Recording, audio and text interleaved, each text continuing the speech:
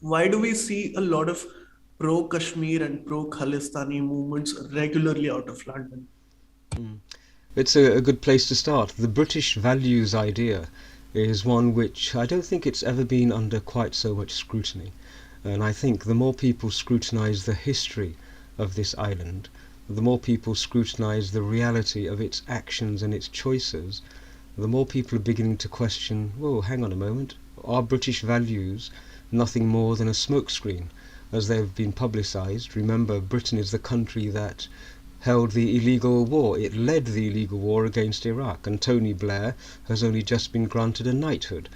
And so, if British values were exactly what British politicians present them to be, that would never have happened. And so there are very, very serious questions to be asked there.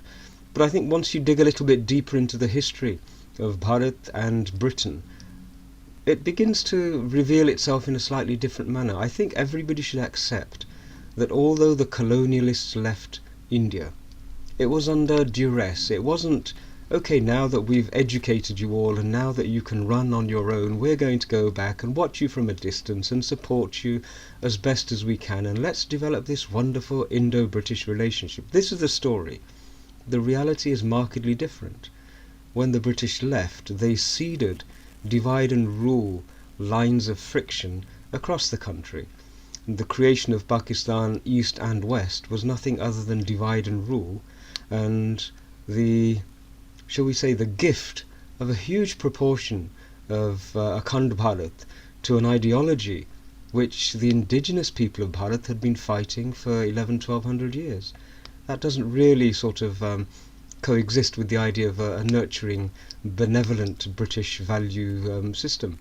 The other thing that they left was the Khalistan movement. Khalistan, the SGPC, the Shiromani Gurdwara Prabandhak Committee, was actually something that was originally conceived of by the British as a way of grasping all of the various religious institutions, the Gurdwara, many of them were in the hands of Mahants at the time, and giving them over to a group of their own choosing. It's noteworthy that the British actually formed the very first committee, and then a few days before, the Punjabis and the Sikhs got together and said, no, no, we're going to do our own. And they created one with 175 members and tried to incorporate the British ideas as well. And so even in 1920, before partition, the British were involved in giving the seeds of a separate Khalistan or a separate Sikh identity away from the traditional dharmic identity which lies at the hearts of Sikhi.